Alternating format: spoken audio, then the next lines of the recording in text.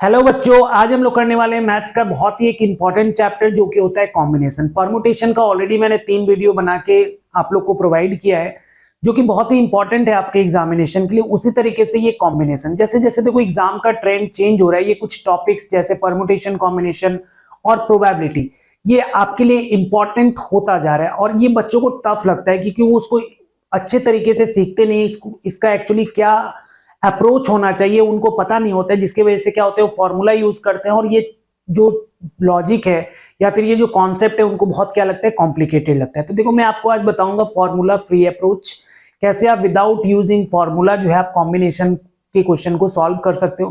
Formula मैं आपको introduction में जरूर बताऊंगा क्योंकि आपको फॉर्मूला भी पता होना चाहिए, लेकिन जो हमारा क्वेश्चन बनाने का अप्रोच होगा वो टोटली अलग होगा।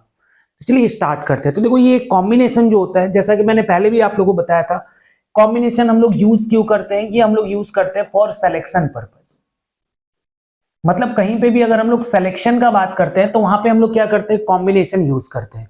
इसका फॉर्मूला क्या होता है, इसका फॉर्मूला होता है एनसीआर और इसका मीनिंग क्या होता है, इस फॉर्मूले का factorial N divided by factorial R into N minus R factorial. तो देखो अगर आपको फैक्टोरियल नहीं पता है तो आप परमुटेशन का पहला वाला वीडियो जरूर देखिए जहां पे मैंने फैक्टोरियल को बहुत अच्छे से आपको एक्सप्लेन किया है।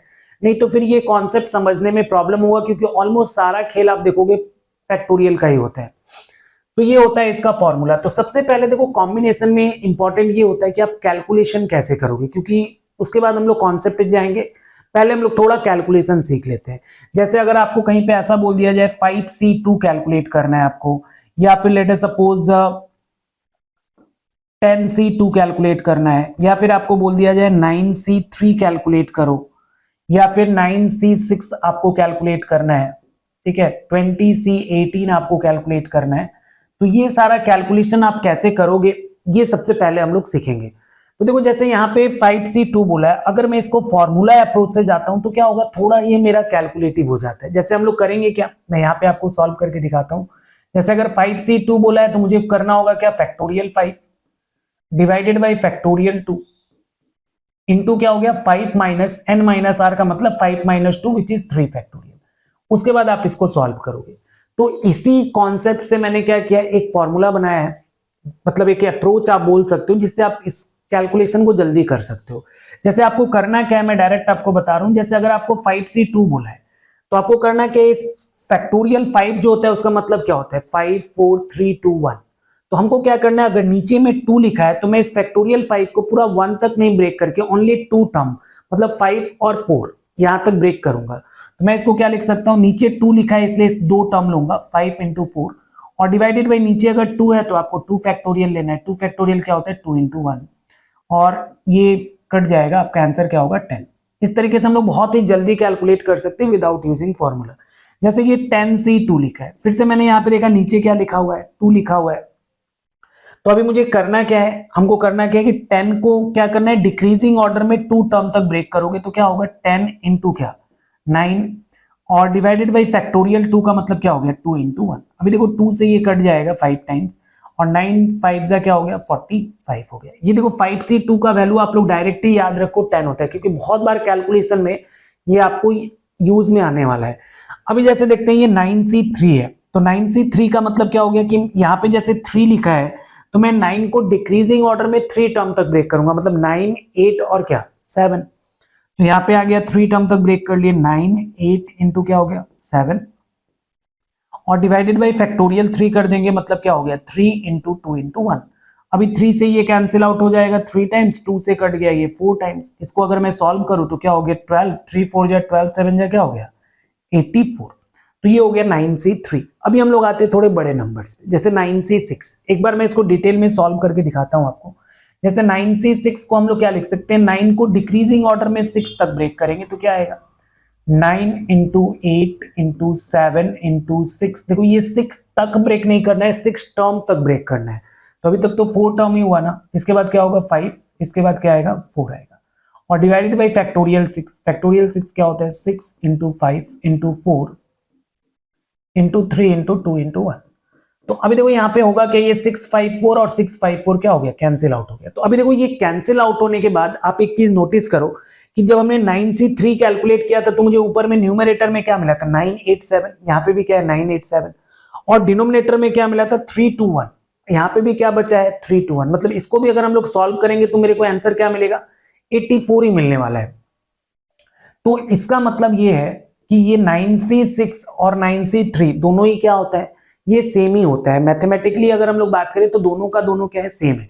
तो अभी इसको हम लोग को समझना कैसे है, तो हम लोग को सिंपली सोचना है कि अगर ये नीचे वाला, अगर ये r का वैल्यू, अगर ये r का वैल्यू क्या हो, ऊपर वाले के हाफ n के 50% से अगर ज्यादा हो, n/2 से अगर ज्यादा होगा, जैसे यहाँ पे क्या देख रहे हैं 9 का अगर मैं हाफ करूंगा तो कितना होगा, इसका हाफ होगा 4.5, तो 4.5 से क्या है ये 6 ज्यादा है। तो अभी मुझे इसको 9C6 के हिसाब से सॉल्व नहीं करना है, सबसे पहले मैं क्या करूंगा, मैं इसको कन्वर्ट कर लूंगा। जैसे ये 9C6 जो था इसको मैं चेंज करके कैसे लिखूंगा, देखो ऊपर वाला आपको सेम ही रखना है 9C, और नीचे में क्या करना है, इन दोनों का डिफरेंस लिख लेना है। 9 और 6 का डिफरेंस क्या हो गया 3, और आप सिंपली इसको क्या करोगे 9C3 के हेल्प से क्या करोगे, आराम से कैलकुलेट कर लोगे। नहीं तो ये 6 का मतलब क्या है, 6 तक ब्रेक करना बहुत ही लेंदी हो जाएगा। जैसे यहाँ पे अगर मैं देखूं 20C18 है, तो क्या मैं आप 20 को 18 टर्म तक ब्रेक करूंगा तो क्या होगा, ये तो और भी ज्यादा कैलकुलेटिव हो जाएगा, फिर शॉर्टकट का क्या मीनिंग हो गया। तो इसलिए हम लोग क्या करेंगे, सबसे पहले मैंने देखा कि यहाँ पे ये 18 है, 18 क्या है, 20 का जो हाफ होता है वो कितना होता है 10, 10 से ज्यादा है। तो सबसे पहले इसको मैं चेंज करूंगा, इसको मैं क्या लिखूंगा 20C, और नीचे देखो 18, मतलब इन दोनों का डिफरेंस लिखना है। तो 20 और 18 का डिफरेंस क्या हो गया 2, इसका मतलब सिंपली आपको क्या कैलकुलेट करना है 20C2 कैलकुलेट करना है। मतलब 20 को मैं डिक्रीजिंग ऑर्डर में 2 टर्म तक ब्रेक करूंगा तो ये क्या आएगा 20 इंटू 19, और डिवाइडेड बाई क्या होगा 2 इंटू 1। अभी 2 से ये कैंसिल आउट हो गया, क्या आंसर आया, ये आया 10, मतलब इसको मल्टीप्लाई करेंगे क्या आएगा 190 आएगा। तो इस तरीके से हम लोग क्या करते हैं, कैलकुलेशन करते हैं। अभी देखो जैसे मैंने बोला कि ये जो परमुटेशन, कॉम्बिनेशन एंड प्रोबेबिलिटी, इससे क्या होता है कुछ इंटरव्यू बेस्ड क्वेश्चन भी आते हैं। तो कैसे आएंगे मैं थोड़ा सा आपको समझाता हूं। जैसे देखो ये 5C2, अगर मैंने बोला इसका मीनिंग क्या होता है, इसका मीनिंग ये होता है कि अगर आउट ऑफ 5 आप कितने का सिलेक्शन कर रहे हो, 2 का सिलेक्शन कर रहे हो, ठीक है। अगर मैंने बोला 10C2, मतलब कोई 10% है जिसमें से आप क्या कर रहे हो 2 का सिलेक्शन कर रहे हो, तो उसको आप क्या लिखोगे 10C2। जैसे मैंने बोला 9C3, इसका मतलब क्या है कि आउट ऑफ 9 आप क्या कर रहे हो 3 का सिलेक्शन कर रहे हो। तो अब इससे एग्जामिनर इंटरव्यू का क्वेश्चन कैसे बनाता है मैं आपको समझाता हूं। जैसे आपको इस तरीके से क्वेश्चन देगा कि is 9C3 equal to what 9C6, आपको इस तरीके का क्वेश्चन दे दिया जाएगा इंटरव्यू में, और आपसे पूछा जाएगा इसका आंसर क्या होगा। तो देखो बहुत लोग क्या है जो नहीं जानते कॉम्बिनेशन, वो तो आंसर नहीं देंगे। जो जानते हैं, जैसे अभी थोड़ी देर पहले यहाँ पे देखा कि 9C3 का वैल्यू क्या था 84, और 9C6 का वैल्यू भी क्या था 84, तो उनका आंसर होगा यस दे आर इक्वल। लेकिन एक्चुअली में जो इसका आंसर होना चाहिए वो क्या होना चाहिए, वो आप ध्यान से समझो। देखो जब मैंने यहाँ पे आपको बताया कि 9C3, जैसे इसका न्यूमेरिकल वैल्यू तो इक्वल होगा, मैं मानता हूं दोनों का 84 आएगा, लेकिन क्या लॉजिकली ये लोग सेम है क्या। तो आप देखोगे 9C3 जब मैं बोल रहा हूं, इसका मतलब मैं क्या आपको इंस्ट्रक्शन दे रहा हूं कि आउट ऑफ 9 आप 3 का सिलेक्शन करो। और जब मैंने आपको 9C6 बोला, इसका मतलब क्या है कि आउट ऑफ 9 आप 6 का सिलेक्शन कर रहे हो। तो दोनों लॉजिकली कैसे सेम हो सकता है, एक बार मैं 3 लोगों का सिलेक्शन कर रहा हूं और एक बार मैं क्या कर रहा हूं 6 लोगों का सिलेक्शन कर रहा हूं। तो इसका जो आंसर होता है वो क्या होता है कि yes they are numerically equal but logically not. They are, इसको याद रखना आप लोग, numerically equal but logically different. तो ये इसका परफेक्ट आंसर होगा। तो इस तरीके से अगर इंटरव्यू में भी इस टाइप का क्वेश्चन आता है तो आप आराम से उसको कर सकते हो। इसलिए आपको बेसिक्स जानना बहुत जरूरी है। आई थिंक आपको ये कैलकुलेशन पार्ट समझ में आ गया। अभी हम लोग कुछ क्वेश्चंस इसके ऊपर प्रैक्टिस करेंगे। तो चलिए कुछ क्वेश्चन सॉल्व करते हैं। जैसे यहाँ पे दिया हुआ है NC2 इक्वल टू 105, आपको n का वैल्यू निकालना है। NC2 इसका वैल्यू दिया है 105, आपको n का वैल्यू निकालना है।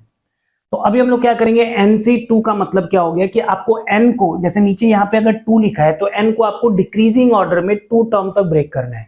तो आप कैसे ब्रेक करोगे, n इंटू क्या होगा n-1, ये हो गया डिक्रीजिंग ऑर्डर। डिक्रीजिंग ऑर्डर का मतलब क्या है, एक एक कम करते जाते हैं हम लोग, और डिवाइडेड बाई क्या होगा 2 फैक्टोरियल। 2 फैक्टोरियल क्या होता है 2 इंटू 1, और इसका वैल्यू क्या दिया हुआ है 105 दिया हुआ है। अभी अगर मैं इसको सॉल्व करूं तो क्या मिलेगा मुझे, n into n-1 equal to 105 को 2 टाइम्स करेंगे तो क्या हो गया 210।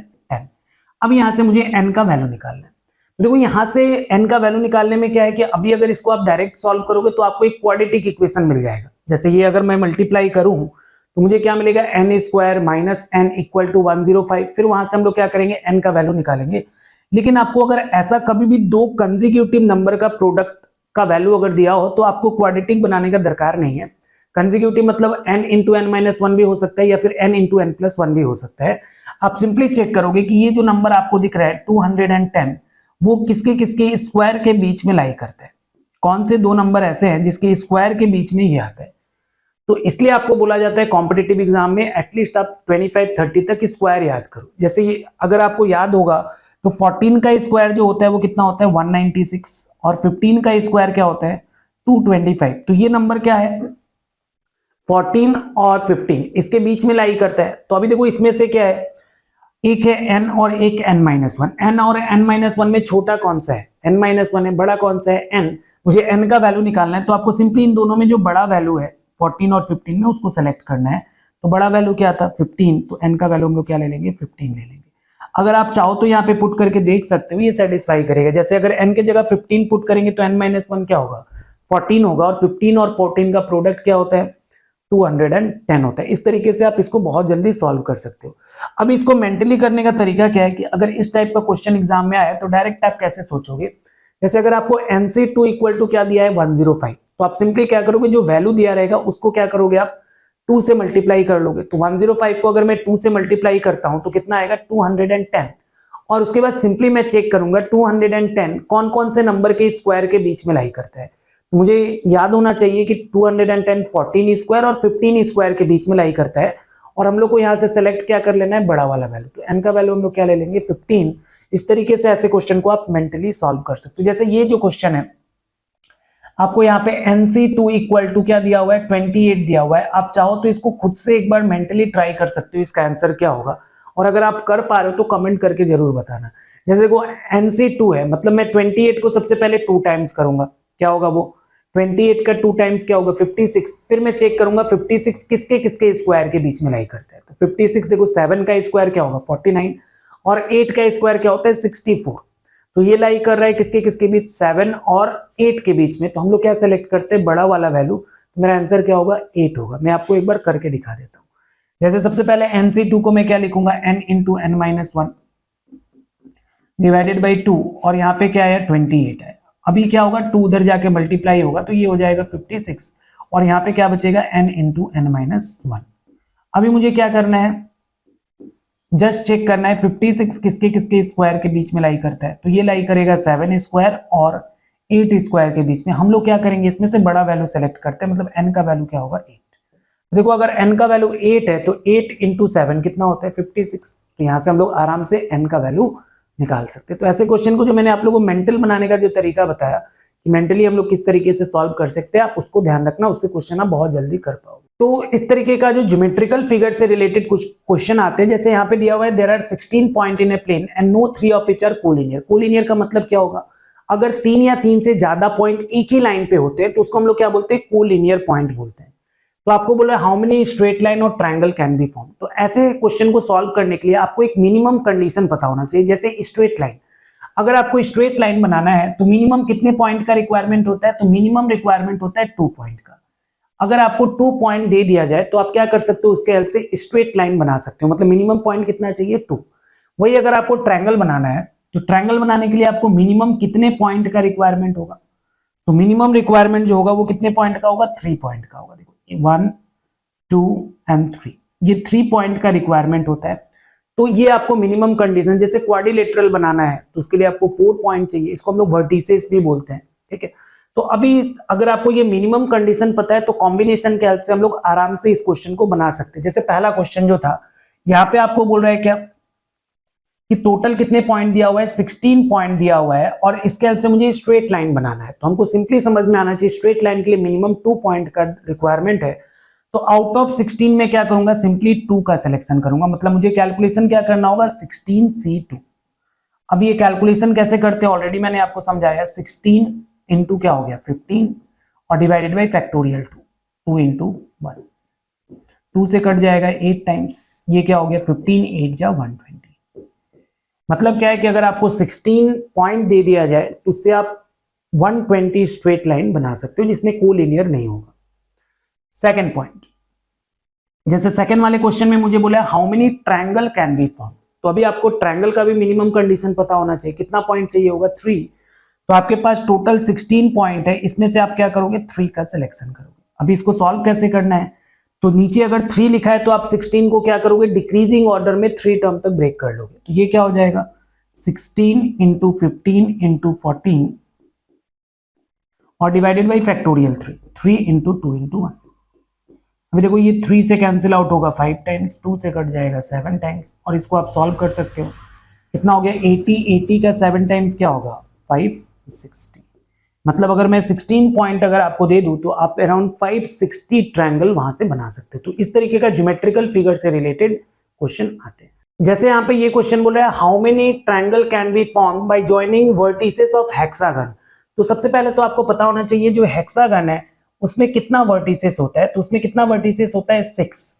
तो यहाँ पे बोला how many triangle can be form, तो टोटल वर्टिसेस मतलब मेरे पास टोटल पॉइंट कितने हैं 6, उसमें से मुझे बनाना क्या है ट्रायंगल। तो ट्रायंगल के लिए आपको थोड़ी देर पहले मैंने समझाया कितने पॉइंट का सिलेक्शन करना होता है 3 पॉइंट का सिलेक्शन करना होता है। तो सिंपली हम लोग क्या करेंगे 6C3 कैलकुलेट करेंगे। अभी इसको सॉल्व कैसे करना है, 6 को डिक्रीजिंग ऑर्डर में आप क्या करोगे 3 टर्म तक ब्रेक करोगे और डिवाइडेड बाई फैक्टोरियल 3 कर लोगे, मतलब 3 2 1 कर लोगे। अब इससे होगा क्या, देखो 3 2 जा 6 से 6 कट गया, आंसर क्या आएगा 20। तो इसका आंसर क्या था 20 था। अभी देखो बहुत लोगों को ये हेक्सागन वगैरह नहीं पता है, तो मैं आपको थोड़ा सा बता देता हूँ कि जैसे अगर मान लो यहाँ पे स्ट्रेट लाइन के लिए आपने देख ही लिया, स्ट्रेट लाइन का वर्टिसेस कितना होता है 2। ट्रायंगल से स्टार्ट करते हैं। ट्रायंगल में कितना वर्टिसेस होगा, ट्रायंगल होगा तो वर्टिसेस होगा 3। क्वाड्रिलेटरल होगा तो क्या होगा क्वाड्रिलेटरल का होता है 4। उसके बाद पेंटागन आता है, पेंटागन का क्या होता है 5 वर्टिसेस। हेक्सागन का क्या होता है 6। उसके बाद हेप्टागन, इसका क्या होता है 7। 8 जो होता है उसको ऑक्टागन बोलते हैं, वहां पे 8 आएगा। नोनागन, इसके लिए 9 आता है और लास्ट होता है डेकागन। तो इसका वैल्यू क्या होता है 10 होता है। तो ये वर्टिसेस आप लोग याद रखना, क्योंकि क्वेश्चन में आपको ऐसा डायरेक्ट वर्टिसेस नहीं बताएगा, आपको इस तरीके का वर्ड यूज कर दिया जाएगा हेक्सागन, हेप्टागन, इस तरीके से ऑक्टागन। तो आपको वहां से पता होना चाहिए कि हेक्सागन का मतलब 6 वर्टिसेस का बात कर रहे हैं। जैसे ये वाला जो क्वेश्चन है बहुत इंपॉर्टेंट है, क्योंकि यहाँ पे गलती होता है। जैसे यहाँ पे बोल रहे हैं आपको कि how many diagonal can be formed by joining vertices of hexagon. तो डायगोनल में आप लोग को पता है कि डायगोनल के लिए क्या होगा, 2 पॉइंट को कनेक्ट करने से ही क्या मिलता है डायगोनल मिल जाता है। तो अगर इस केस में अगर आपने ऐसे सॉल्व कर लिया 6C2 तो गलत हो जाएगा। इसके लिए मैं आपको एक समझाने के लिए पहले ये समझा देता हूं। जैसे मान लो अगर मेरे को यहाँ पे हेक्सागन के जगह अगर ये मान लेते क्वाड्रिलेटरल, जस्ट समझने के लिए क्वाड्रिलेटरल अगर आपको दिया क्वाड्रिलेटरल, तो क्वाड्रिलेटरल क्या होता है जिसका 4 साइड होता है। और आपको पता है कि क्वाड्रिलेटरल में डायगोनल्स कितने होते हैं, 2 डायगोनल्स होते हैं। ये 2 डायगोनल्स हैं। अभी इसको मैं क्वेश्चन के हेल्प से सॉल्व, जैसे हमने अप्रोच सीखा है उससे सॉल्व करने का कोशिश करते हैं। तो जैसे यहाँ पे क्वाड्रिलेटरल बोला मतलब मेरे पास टोटल कितने पॉइंट है 4 है, और अगर डायगोनल बनाना है तो मिनिमम कितने पॉइंट का रिक्वायरमेंट होगा 2 पॉइंट का रिक्वायरमेंट होगा। तो अगर मैं यहाँ से 4C2 कैलकुलेट करता हूं तो मुझे क्या मिलेगा 4 इंटू 3 डिवाइडेड बाई 2 इंटू 1।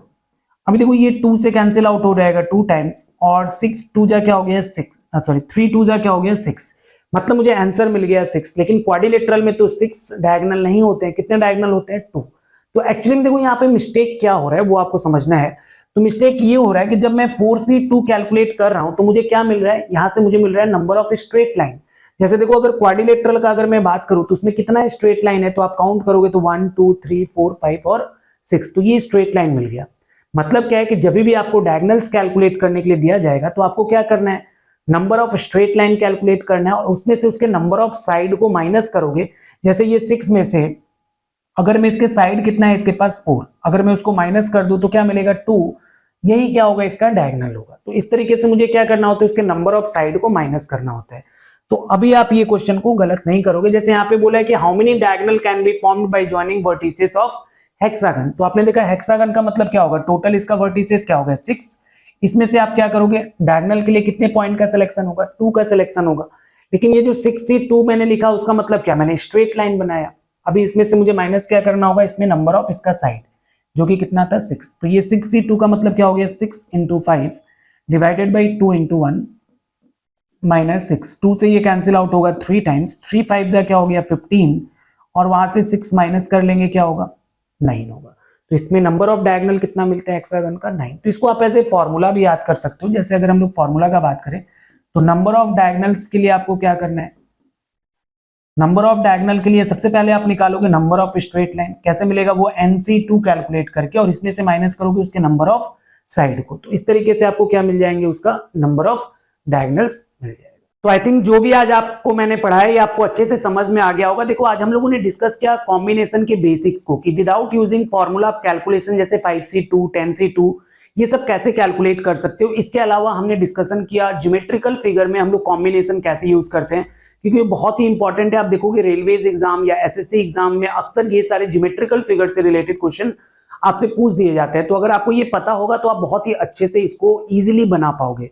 और देखो जो हमारा नेक्स्ट वीडियो होगा उसमें हम लोग क्या डिस्कस करने वाले, मैं आज आपको दिखा दे रहा हूं, आज ही आपको दिखा दे रहा हूं। जैसे नेक्स्ट वीडियो में आप लोग को डिस्कस करूंगा इस टाइप के क्वेश्चन, ज्यादातर देखोगे जो बैंकिंग एग्जाम में आते हैं, प्लस ऐसे क्वेश्चन आप देखोगे रेलवे SSC में भी आजकल धीरे धीरे पूछे जा रहे हैं। जैसे यहाँ पे बोल देगा कि 10 मैन 5 वुमेन है जिसमें 4 का सिलेक्शन करना है।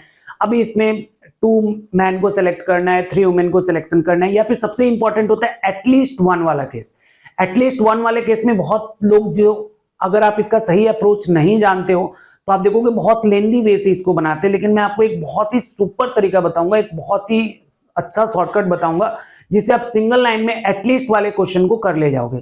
तो आप लोग तब तक के लिए ये वीडियो को अच्छे से आप लोग रिवाइज कर लीजिए एक बार, क्योंकि नेक्स्ट जो वीडियो आएगा उसमें इसका कॉन्सेप्ट थोड़ा सा लगेगा। और पढ़ते रहिए, हमारे साथ बने रहिए। अगर आपको वीडियो पसंद आ रहा है तो इसको लाइक कीजिए और अपने फ्रेंड के साथ भी शेयर कीजिए। और अगर अभी तक आपने हमारा चैनल सब्सक्राइब नहीं किया तो सब्सक्राइब कर लीजिए, जिससे कि आपको जो भी रेगुलर वीडियोस आएंगे उसका नोटिफिकेशन आपको मिलता रहेगा। और फाइनली मैं यही कहना चाहता हूँ, थैंक यू वेरी मच।